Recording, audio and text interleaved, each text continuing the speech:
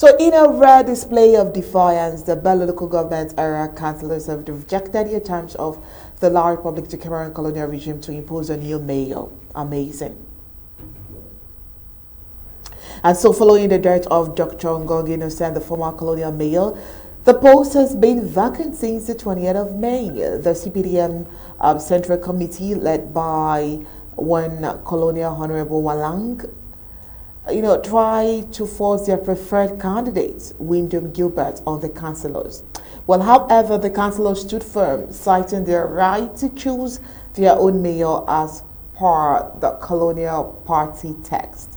Well, the Belo local government area has been a hotbed of political intrigue, with two factions emerging before Dr. Ngo's death. One faction was led, and while the other was backed by one Colonial Grace Shingar. The councillors' bold move is a departure from the usual manipulation and imposition of incompetent administrators by the colonial regime. So this goes a long way to prove what La Republic du Cameroon does: impose people on her people.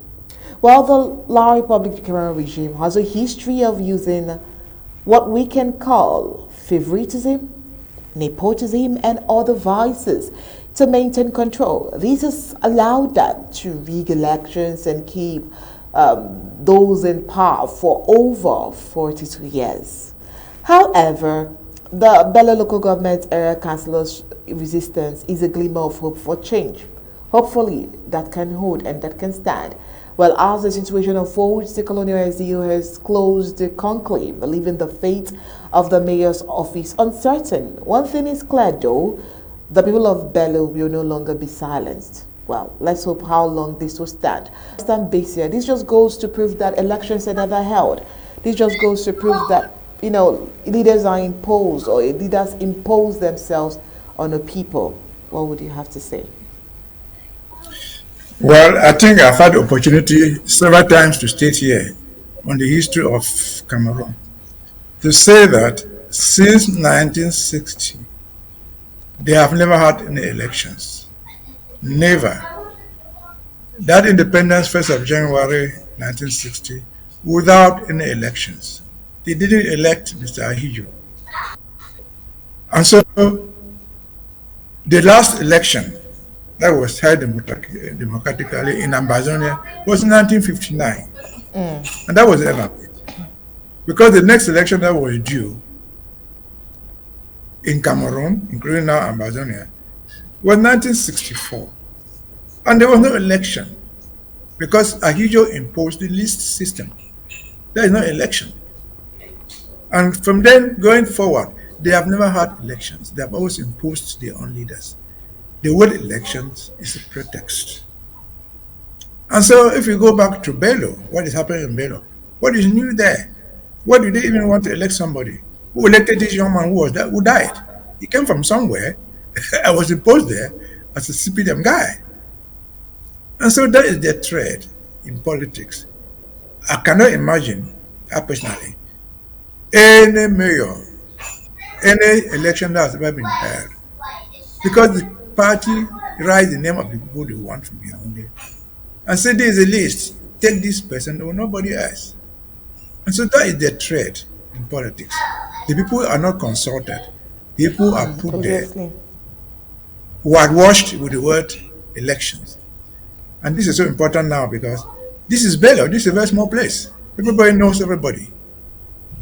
They know themselves. They know who can serve them. And then, of course, Yaoundé, 500 kilometers away, we tell them, this is the one who want to, this is the person who want them to be your mayor. The one good thing about it is people resisted. People say, no, we don't accept. Therefore, people are getting intelligent, apparently educated by the events that are going on in Amazonia. People are realizing that they have a voice for themselves. And so you cannot impose a mayor on a small community like that. Like we said here, the colonial mayor, super mayor of Bamenda, who said there's no road, there's no more to be a broken bridge. Who elected him in the first place? These are people imposed from Yaoundé. And so there's no election. There's never been any election in Cameroon. The one time they attempted to do elections was 1992. when, according to their own version, Frundi won, and they say, look, elections don't matter, you will not take over. And they drove him away and imposed the candidate they want.